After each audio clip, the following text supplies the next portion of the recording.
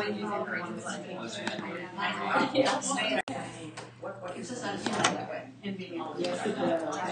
everyone. Welcome to the presentation on the engagement of students with personal learning networks. And welcome to the Scholarship for Teaching and Learning conference. In this presentation, I'll try to show you how to use some of the social media tools to create engagement. And I want to start by showing just a few thoughts about what personal learning networks are and the reactions of our students. I teach for Grahams Community College. I teach in the Computer Applications Department. So I'll show you a few comments from students and how I implement this technology first. And then we'll go into some of the science of it. We'll go into what has changed in the world that allows us to use these tools. And we'll try to tie it all to some of the known teaching and learning scientific findings. Does anybody know what this is? For a train. So this is an engagement piece, and yes, the next picture puts it in a different perspective. We need to have engagement in order to pull some weight. And so in our courses, engagement is very important to create. Now this is my Blackboard course, and I am able to pull in findings and comments of my own about this course from Twitter. And here is another website you might be familiar with, or actually that's another slide. This is an expression of one of my telecommunications students. And I have got to tell you that the telecommunications course can be very boring. Okay, there's just a lot of technical data, and it's not something that's extremely exciting right from the textbook. But as you can see, the student says, unlike most classes, I actually felt engaged with what we were learning, and I really enjoyed the experience. The examples are very interesting. You might be familiar with this website. Some of you may want to visit it if you have not yet. The students get to express their thoughts about you. And so this is what one of the students mentioned. Very positive. Then it says he starts every class off with technology news. See, this is what Twitter allows me to do. It allows me to start a class where I show the current news in my field. And students can contribute to this feed. Students can preview it ahead of time and actually raise their hand and talk about the news. But it creates, right from the get-go in the classroom, this engagement piece. So, let's see where this is going to take us. Today we will talk about the academic PLN, or personal learning networks. There's also the professional learning networks. Conveniently, PLN stands for both. Here's an example of Edgar A., who works for University of Illinois at Chicago, and he basically gives us his experience, how he posted something either on Facebook or Twitter, and actually got an answer through those networks. So the point that I'm making is that these learning networks are useful to our students even after they leave our classroom. And in many fields, especially in computer science fields, it's so important that students can continue to learn after they leave the school. So from personal learning networks, there's an easy step towards professional learning networks. And this is just a good example of it. If you are thinking about establishing your own professional learning network within the academic field, I encourage you to look up this mailing list. This is based in Stanford University, Tomorrow's Professors. And basically, every so often there's just a nugget of gold about teaching and learning, about faculty in general. And so you can include this type of a source as part of your learning network. So not only for techies, not only for people who are in engineering fields, but also for us, these personal learning networks can be very beneficial. So what's the science behind it? Well, there's a lot of research that's already done in using different learning methods than the well-known behavioral method. You will get an A if you perform these tasks. You might recall Pavlov and his dog, right? You start talking about how to get an A in the class, and students salivate, they want that. But then they leave the classroom, and when this behavioral approach doesn't exist anymore, they forget. There's no reason perhaps to look into that again. So a different theory for how to learn and where the knowledge resides has to do with networks. So connectivism really brings out that if you have a network of people, they will contribute and spark off each other so that the knowledge really is in that network, not just in individuals. Think of meetings that you go to. Some of the meetings, you carefully choose who is going to be present at because you know that you will have the knowledge in the network. Now, one person all by themselves cannot resolve this problem, but the network can. So this is where there's some research done, and you probably will have a link to this presentation. I encourage you to go to ERIC, which is basically a website with peer-reviewed literature. And this link will take you right into some of the research done into PLNs. So you don't have to write it down. You'll be able to look it up later on. You might be familiar with the famous pyramid, the Bloom's Taxonomy. And we, of course, love this pyramid. We love creating assignments where students work in groups. It's great to be able to go from just lecturing right up to the higher levels of the pyramid. But what is missing at the bottom? What do you think is the foundation before someone can actually start collecting the data and remembering it? What's that? You have to learn it, yes. So you have to learn it, yes. I would say they have to trust you as a source to even consider remembering it. Excellent. Trust as a source, which is why we get guest speakers, right? Because they can validate that what we say is somewhat correct. Well, let me suggest this, that really it's an engagement piece at the bottom there. And how do we create that? Well, and that's where the devil is buried, that sometimes it's difficult to engage students. So I'm suggesting that personal learning networks might be helpful, and I'll show you more detail about how this can be done as we go forward. Bloom also, in his studies, and this is more recent in 1984, the taxonomy is more in the 50s and 60s. He basically proved that students who are tutored perform much better. That when you have the one-on-one tutoring piece, something just happens. And, this is going back to the Greeks and the whole idea of pedagogy and having this one-on-one engagement. And this is now where personal learning networks also come into play. Because when a student establishes a learning network online through Twitter or Facebook or other tools, they start following certain individuals and learning from them one-on-one. There's more of an attention to detail element. So this is going to also contribute to our success with personal learning networks. And number one point really that relates both to the professional and the academic learning networks is that oftentimes we're faced with this major question that we don't know what we don't know, especially in technical fields. The half-life of knowledge is very short today. We are teaching a programming language in a class today. Well, 6 months later, this language may not even be used. Okay? So because of that, students are going to be at a workplace and they really don't know what they should know. And this is where the personal learning networks come in again, because people through those learning networks are going to comment based on maybe conferences they've been to or what they're currently doing, and some of those questions will be answered. What is now the new knowledge? What are the new pieces? What are others doing in terms of being competitive in whatever field we are in?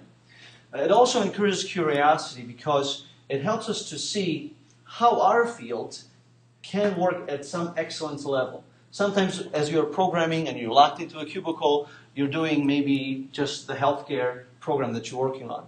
And so through a personal learning network, you can look at what other people are doing, and it increases your curiosity about the subject.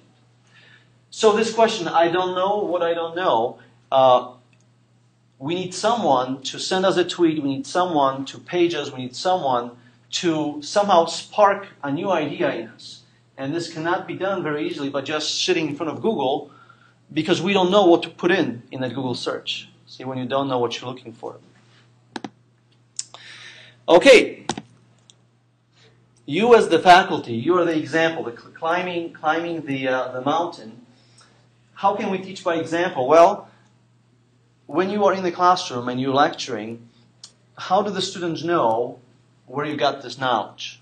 I mean, you obviously went to school and you were hired to do this job. But if you can show and make public your personal learning networks, the students know where you are learning. See, they're more likely to also follow these sources. So what you are learning, who are you learning from, and how are you learning it? And I'll show you today some of my learning networks. When you teach by example, students are going to develop a different view on you.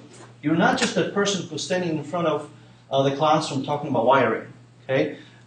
Suddenly, they might see your interaction with other either scholars or other people, and they'll see other sides of you. Okay? And so here's a student that was very excited about an upcoming class because of what they were reading on the Twitter channel. So here are a couple of my personal learning networks. And I want to make it clear that personal learning network would be a network that you use for your personal needs. At the same time, you have to keep the identities very clear. I do not lead students or show students these networks. Okay? Okay, so I just have to completely disagree with that. Okay. So there is the identity that I have right here, the GRC Prof. And I use that in interaction with students. But if there's a subject that you are learning about, maybe you're into gardening, maybe you are into other areas, okay? There is a personal learning about that. And of course, the big thing that we have today is online video. I'll give you an example. My dryer broke, and instead of calling someone to fix it, I just went to YouTube and typed in my symptoms, and they showed me how to fix it, right? So we can develop personal learning networks to actually find information about something specific. So a couple of things that I want to show here is just a preview of a learning network about Michigan wine. Now this is a market space in Michigan that's very important. Tourism is connected to it, and so I can participate in that. Or my interest with music, and specifically talking about Chopin and, for example, how do medical conditions, perhaps sickness that a composer had, how does that affect their work? Basically stretches your mind in a different direction, but it's a learning network around that specific topic. Well, my core academic topic, of course, has to do with the classes that I'm teaching. So I have established a personal learning network around telecommunications, around computer programming, around Linux, and these are some of the news items that I would review with students at the beginning of the class. And these usually, from week to week, they change, so students can see that I continue to grow in the field, and they can see where I got the information, and they can see currently what's happening in the news. This is, for example, interaction now on this network, where a student says, hey, I wasn't sure if I did this right. Thanks for letting me know. I can talk to students to make sure that they are using this tool correctly. So in a way, many social network tools today are used and really misused. So we have an opportunity to show students how to use them well. Here's another view which shows my interaction with some of the professionals. There's George Kroner from Blackboard just commenting on a piece of software that I released to the public. And so maybe information from my K-12 school where I did some presentations. See, students can see how my professional development takes place, and they can see where in the field I'm progressing. This is a view inside of the Blackboard, how I can extract just the specific class that I'm teaching. This is CO241, so this is information only about CO241, whereas down here we have this identity of GRC Prof and various courses involved. And this is a view of who I follow with that identity. So I follow people like Bill Gates, like Dries Booyard, who created Drupal. So those are tools that I'm using in the classroom, like Drupal. And this is how you can get right to the source of the people who are developing those pieces of software. So students can see who I follow. They can make these organizations or people part of their learning networks. Moving forward, you can build your network outside of Twitter specifically, although I think that Twitter is sort of a sweet spot because other tools like Facebook, they are more involved in a two-way conversation, and oftentimes you have to make statements like, I friend you, which sends the wrong message in an academic environment. So with Twitter, it's more of, here is what I am doing, and you can follow if you want to. So it's a more healthy, it's a healthier relationship in terms of academics. But you can use other tools like this delicious stack where I can mark a website, and then this delicious stack automatically generates a tweet. So when I walk into the classroom through Twitter, then I can review something that I did with another tool, but it's all aggregated into Twitter. So I will start a class with comments and talking about news and different tools that I have used over the week. And this is what it looks like on a cell phone. And just think about being able to extend your teaching time, not just for the classroom, but outside of the classroom.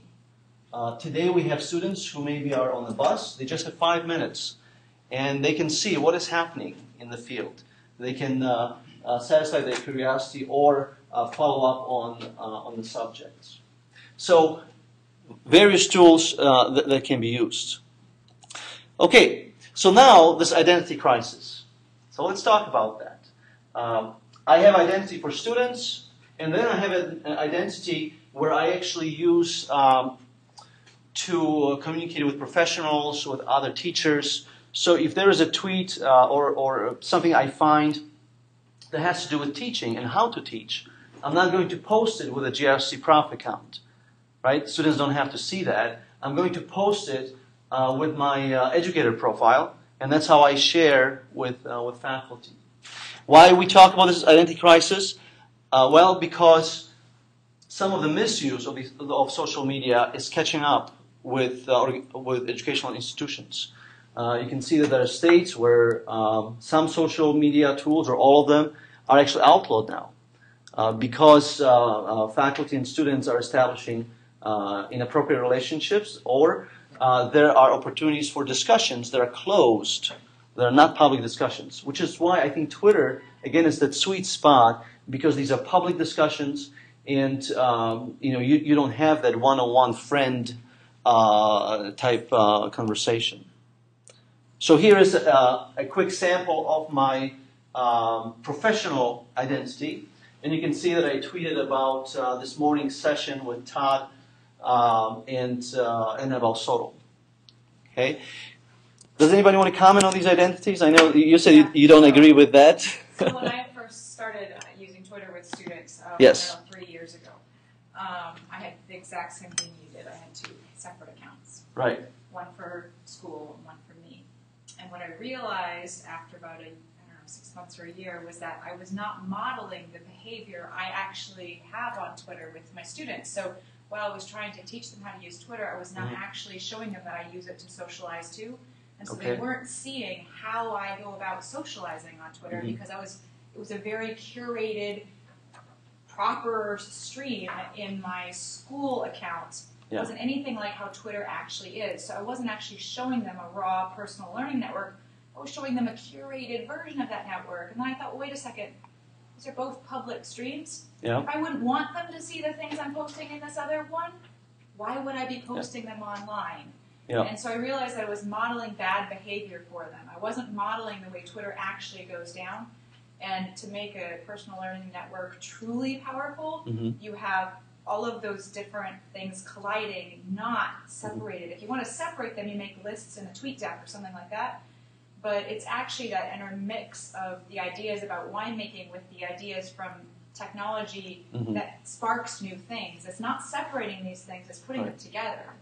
And so after about 6 months to a year of using Twitter with these two separate identities, deleted one identity and put them both together. And then I was modeling the behavior. Then they were seeing me interact with people. I wasn't following people like Bill Gates. I was interacting with other professionals in my field, and they could watch those interactions, see how they took place, and mimic them themselves, which wasn't happening when I had the two separate accounts. I see your point, and I think there is enough room for this discussion, and I think it's great that it worked for you. The point that I would make is this: if I want to know about distance learning and technology, I follow Eric Cunnin on Twitter. Now, if he mixes messages and brings more of his personal life on that channel, then I would feel that I'm maybe wasting my time reading some of the personal. What's that? Then don't follow him. Well, see, but that's the point. I'm interested in his comments professionally. I may not be interested in the comments made personally. Now, you'll see that organizations will create official accounts. Right. And do you know what the best practice is for those accounts? It's to have 4 channels of contact with your followers. One is sharing information. One is entertaining your followers. One is engagement with your followers. And the other one, which I've forgotten, there's a 4th one. Anyone remember what it is? Engagement, entertainment, sharing, and convert to business. Yeah. If all you do in your account is sharing information, you're boring to follow. If all you do in your account is convert to business, you're boring to follow. People won't follow you because of it. I think that there is... Sorry, I teach social media. No, that's fine. I guess the point I'm trying to make is this. When the internet was first developed, it was just for sharing information. In other words, here's my website. That's not true. The BBS systems were all about communication. Well, no, before Web... Back then it wasn't about sharing information. Before Web 2.0 was developed, where you could send a form back, all you could do was to download a web page. That was a one-way street. Until, because of our needs, how we wanted to use the internet, the tools were developed to provide 2 ways. So today we use the internet to teach classes, for example, right?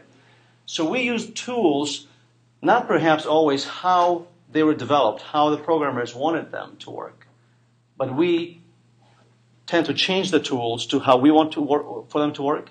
And I know that Twitter is used for very impersonal messages, for sort of projecting a personality. What I'm suggesting is that there is a way to use professionally these tools where you do extract the personal elements. And it's 2 ways of using it. Let's just agree to disagree. Okay, we'll agree to disagree, but I have much more disagreements than just that. Yeah. All right. So that's what I do. I tend to split the personality so that if I have a student in telecommunications course, when I tell them you'll follow this identity, I am going to primarily focus on the subject matter elements. And so then within this feed, they're going to learn more about technology. They can comment, and I often will respond to them. So there is a 2-way interaction. But it's more to keep them engaged in what is happening currently, and where is this field going, how you can learn more about the field. And that's just the use of this specific tool. So today, for example, I took this picture earlier in this room when we talked about international students. Earlier, we listened to Todd, and I have a snapshot with him somewhere close here.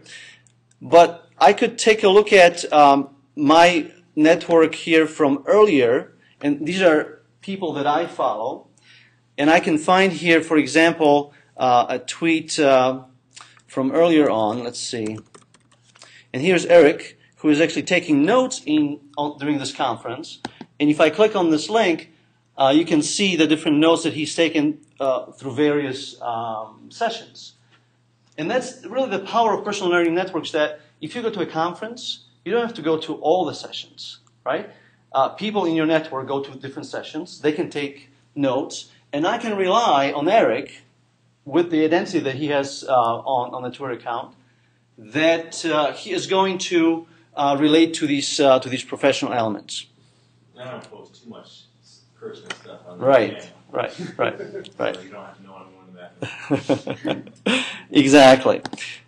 But there is an identity crisis, and I think people deal with it differently. And I think that time is going to show how this is going to turn about. In fact, on the World Wide Web, until cookies were developed, you could not log into any website because everybody was just publicly viewing them. So we add technology to fill the needs. So what are the risks? Well, the risks are so small that we don't have to really talk about them. They're so little, right? Let's take a closer look. So there are great risks involved for us as educational professionals. I already mentioned some of the legal issues with social media. There are risks with content. So what it is that we post, you can't just speak your mind, because you start talking about your supervisor, you start talking about the organization, and right here in Grand Rapids area, we have examples of people actually getting fired for what they have posted on social media. So you cannot plug in exactly what you would say in the kitchen, right, with your friends. You can't do that. You have to show to your students how there is a way to be a professional on this network. Here is another risk that's involved with these kinds of tools. Even though we can see that they can produce engagement, suddenly we have so many tools to work with that there's a fatigue that develops. If you are using Facebook, you probably have noticed that others have the ability to post on your wall. You have to interact with them. Well, that's why, again, I feel that Twitter is a little bit less time intensive, because I get to learn, I get to follow different thoughts, and then I can communicate that back to students, but not necessarily have a lot of conversations outside of the classroom about that. Here's another risk. Sometimes we can do something just for the art of it. And so hopefully that's not going to be the case with creating that engagement with personal learning networks. Okay.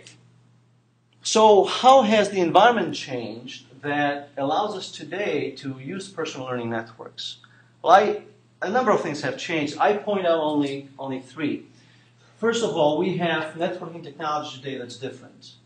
Maybe you've seen advertising from Cisco where they'll call it the human network. Have you ever seen their telepresence rooms?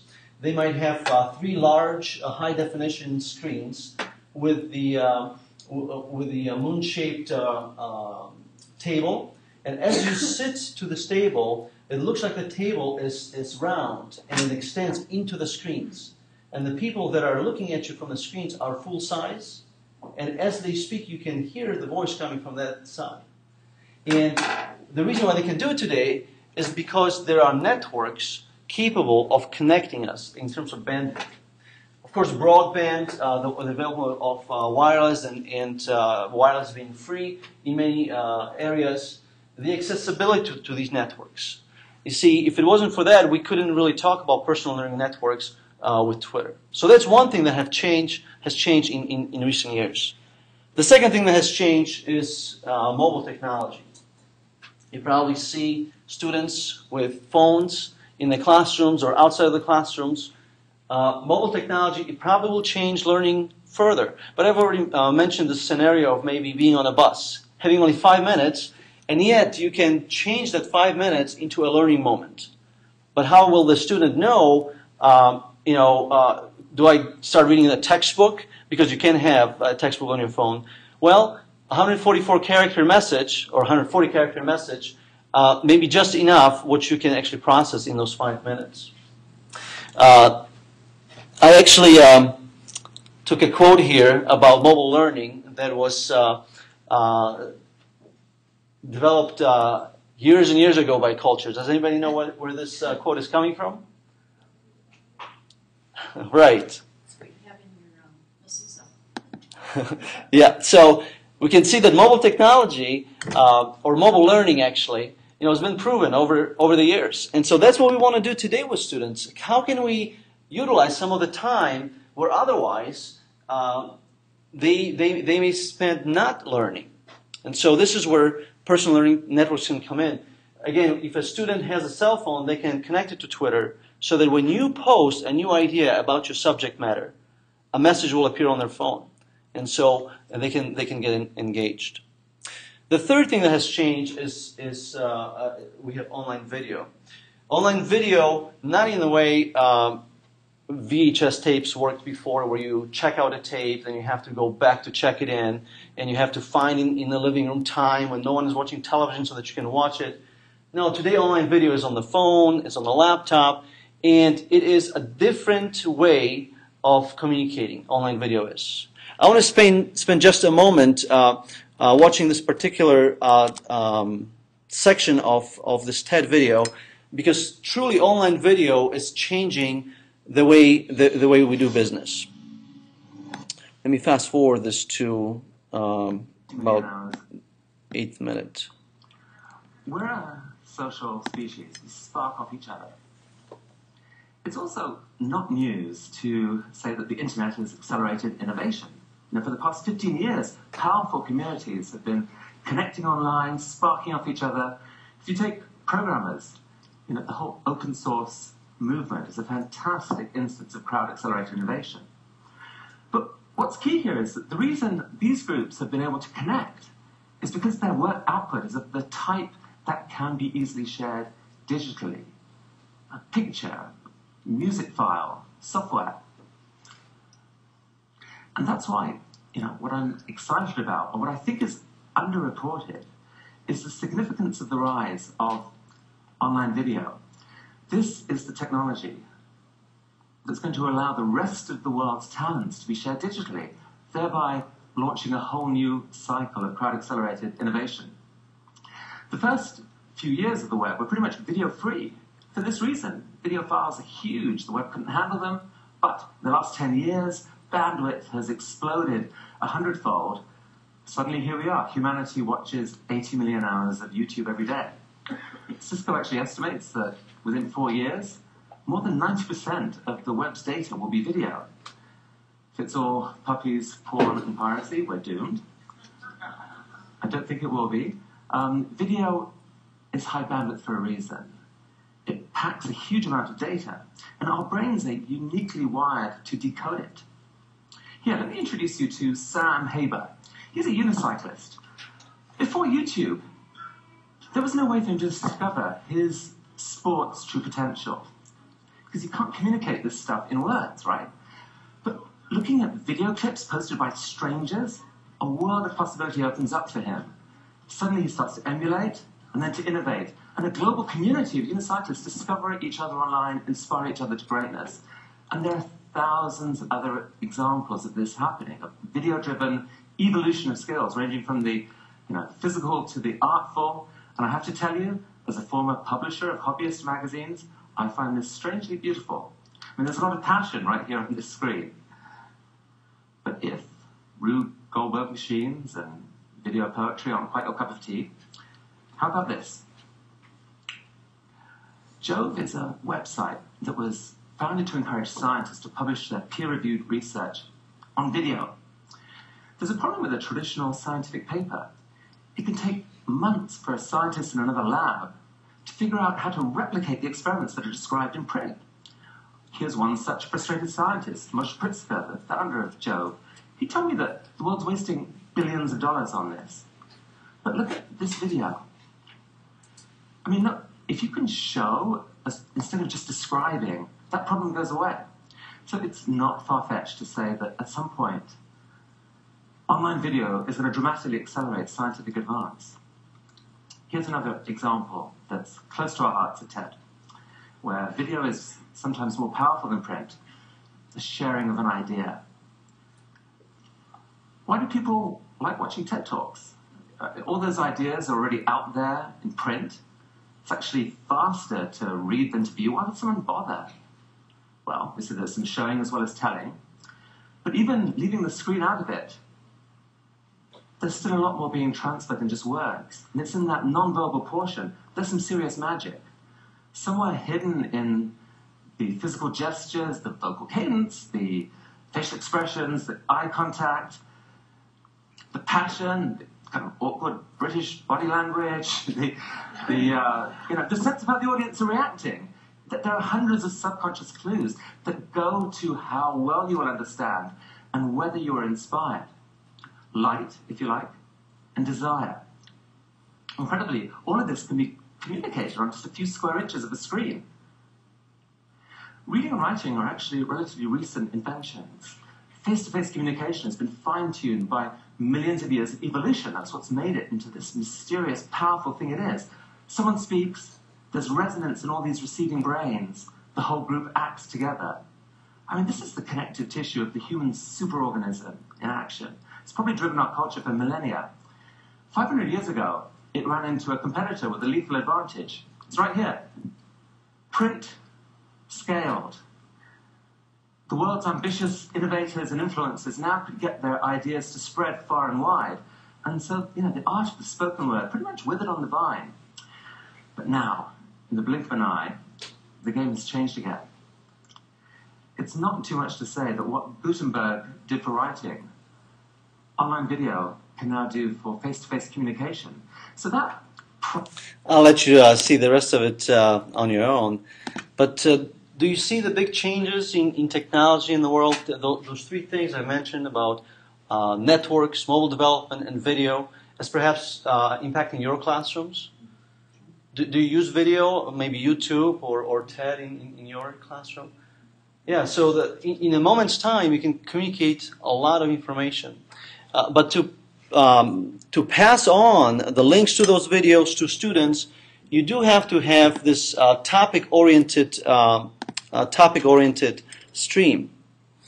So in addition to the technology changes, we also have changes in students, right? They do live on some of those social networks. When you say, hey, you can use the phone in the classroom, and I do that. I will encourage students, as they read the textbook and as they study, to share information through Twitter. That way, within the classroom, we are establishing a learning network. And it is important that these students, while at least they're in the class, that they treat their learning network as a professional learning network. See, I'm okay with them opening another account and sharing where they're going, what they're doing for fun with their friends there. But I want them to have a professional account where they are actually looking closer at the subject matter that we are studying. And I believe that that's important. Changing, even our language. Things that we say often relate to technology, and we have to learn a whole new set of words. So many changes are taking place. And if you consider for a moment that this pyramid that we discussed earlier, at all levels, has many tools that you can already implement. Tools that help with remembering, tools that help with understanding, applying, analyzing, and so forth. What I'm submitting to you, what I'm suggesting is that these personal learning networks that are created on Twitter can be an element of engagement. Something that will actually ring a bell when the new idea is out there in the field. Something that will give you a pointer to moving in that direction. So maybe in a way of a discussion, do you feel that you might want to try those personal learning networks in your classroom? How many of you actually have a learning network already established through social media? Okay, a few of you, yeah. And so do you find it useful as far as your professional development? Yeah, I think so. Mm-hmm. I think a lot of this stuff I think is very powerful, will become more prominent, but I always like to try to remember that there's still a content and still a foundation, and success still has to do with, proper delivery too. Can't just say, get your computer out and learn it, So I always thought, I've never been a teacher, but I've been a teaching assistant, and I was always amazed at how the class discussion boards were the minimum amount they could do, the minimum amount of posts, one time coming in for 30 seconds and. What he just said, that's why you don't have 5 counts. But I mean, I'm just saying it's like, and I know they all sat on Facebook for 7 hours before that, but they were there's a social spice real. Well, yeah, I mean. You see more than just somebody's subject area. I am not my subject area. Yeah. I do not tweet about just my subject area. I don't walk up to people and have. I don't walk up to you. Okay, we're gonna have a little demonstration. Hi. Hi. I teach math. I teach calculus. It's very fun. Let me share some calculus with you. I mean, we don't do that. We say, hello, how are you? What are you up to? But chances of me discussing my personal life with you are very small. You don't have to discuss No, your even in personal real life. life, when you meet a person, it's in a But context. you still say, hello, how are you? But you have to set a context for any conversation, which means that when I speak in the classroom with a student, I'm not going to share with them what I did during the weekend. The reason these discussion boards are such desolate landscapes is because there's no social spice in them. It's because we say, you will only write about this subject area in this discussion board, and nobody wants to be there if that's all they're going to do. That's why they're desolate. I don't know. I didn't cause this, did I? I just said that's what I noticed. It was just a witness observation. I I'm think. trying to explain why, but Yeah, I think exactly. I think I was that. just saying that Yeah. they're powerful tools, but I think as far as education, there's other components that need to be there too to be successful. So. Exactly. I think there's tremendous power in the ability for doing what we're doing right now, which is having a dialogue and conversation about our teaching and our profession.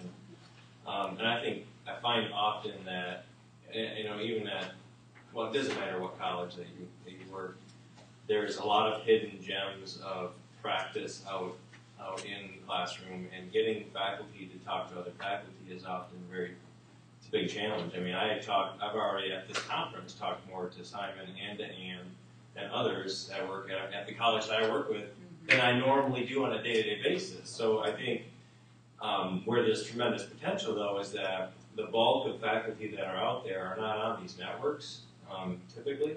And I think there's got to be a way of engaging faculty and faculty professional development around social networking, because faculty typically don't have a lot of time to inform their practice, to become aware, to become curious, as to use your word, Simon, about their own profession. And I think there's a lot of power and potential here. It's just trying to figure out how to leverage the technology to reach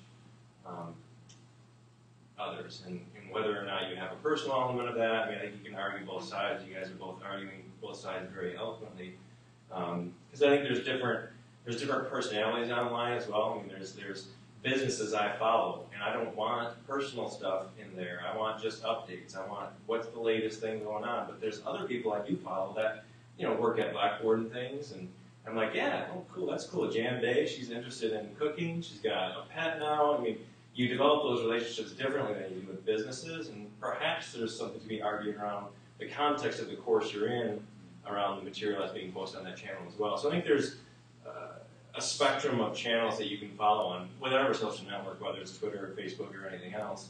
And I think they all blend together pretty nicely. Thanks, Eric. Did you have thought? So educational developers spend a lot of time helping faculty members learn ways of doing things. But educational developers will often say, not everything is for you, right? So we develop our own teaching styles. We adapt our teaching styles to the need to, if we're doing things, if we're aligning things correctly to, meet those learning outcomes and so on. So I'd be curious to know from you,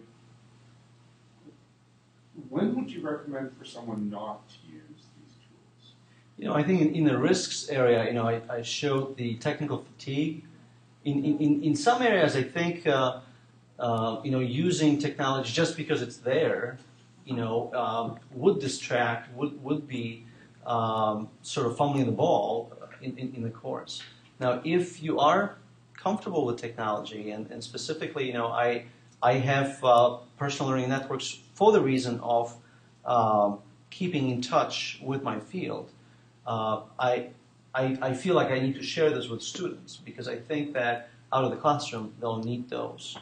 And it's not just as easy as saying, hey, here's a paper magazine that you can read. But I agree that there are it's not just one tool for everyone. What I'll say as well is that with the environment changing, students do respond positively to being engaged through these tools. Anne? Yeah, I guess I'm probably more one of the early majority rather than an early adopter. There, I think I'm probably perceived as being more technologically savvy than but I look at what you're doing and Eric's doing and Gary's doing and all that, and whoa. And honestly, the longer I look at this slide, the more stressed and overwhelmed I am. Yeah. Just because there are so many things. So I guess I need to tell myself what I tell faculty that I work with. Pick out one thing that you're going to try and learn how to do really well this semester. And then don't try and do 15 things. So I guess my question for you, it sounds like what you're saying is Twitter is probably going to give you the biggest bang for the buck if you're going to start using additional tools. Is that what you're saying? I believe so. And again, because of the balance of how much you will spend maintaining, how much liability you might have with the friendships elements that other social networks require, but also based on how professionals, at least in my field, use the tool in the way that it's like being in a constant conference. You hear about them preparing to conferences, what was said. So it's like standing in the hallway and speaking with them. Now I believe it's always in the context of my primary field, and I think that it's one of the things. I don't use majority of these tools, right? But what I'm saying is that that's comforting. Right, exactly. I'm professional development for the rest of my work life. Exactly. And what I find is that Twitter allows you integrations that allow to pull from Facebook or push into Facebook. You can create automation where if a student does follow your system, you can send a reply back to say, hey, welcome, and these are the rules. There is an opportunity to integrate with Twitter other tools as well. Please. How much time do you commit to sort of preparing and orienting students to the technology you would use in a given class? Because I think that, to me, is the linchpin. That maybe in a certain course, having a social half and having a professional half makes sense. Or those two could be integrated in certain environments. How much time do you spend getting people up to speed with that so they can all participate at a level that would be... You say I do it by example. In other words, I'll have an announcement somewhere in the course that says, this is the account, you can follow it if you want to. But I start the class with showing what I've learned in the last week in the subject matter, so they can see how I'm using it. And they can also then go deeper if they want to. But I do not train them on how to do that, or I don't give them grades for actually opening Twitter accounts and so forth. But definitely, by example, I show them how they can continue to learn in the field. Question? I guess one of the things that has kind of come to my attention in this conversation, your presentation, and all the different dialogue, is that there's sort of a deeper meaning that's going on, that if we look towards that, we might be able to benefit from what's happening with social media. And this is helped me remember our social media person on our campus said, there's always going to be the next newest thing down the road. And so what he tries to do with his students is to, what common themes, what do they need to get out of it in terms of how to critically think, how to problem solve. And so I didn't really hear us getting to that, but I think that if we were to continue this conversation, we would have probably gotten there, because some of the things that you pointed out in your own professional development, okay, if you were to watch your threads, here are the things that you've looked at. If you have your students do that, here's what you looked at, even if you go through these other social, your private versus your professional. If you were to ask intriguing questions, what questions are being solved? How is it being solved? Setting up the framework of thinking and learning. So going back to the paper pencil thing that we know about good pedagogy, how can you bring that out using all these technologies? That's what this conversation is reminding me what we need to do, or what I need to do to help faculty think about how to use these and how to prepare for the next one that's coming down the road. Twitter's going to go away at some point, Facebook, who knows, but something else is going to take its place, or something new is going to come to compete for attention. How do you make a choice of which one to use, but how do you really get the learning out of it that you're looking for? I agree. So there has to be a goal and a reason, and to me, it's the engagement. So I want to be able to talk about peripheral elements of the course, not making it a core discussion, but yet engage students who maybe are trying to advance, or maybe students who did not think that that was actually interesting. So to me, if there's a new tool that comes out, but it will facilitate engagement, I might switch to that tool. So for me, it's, you know, why are you using it in the first place? And I think that if there's a better tool in the future, I'll use that. Well, thank you very much for the discussion. Thank you for being here, and we'll see you later on.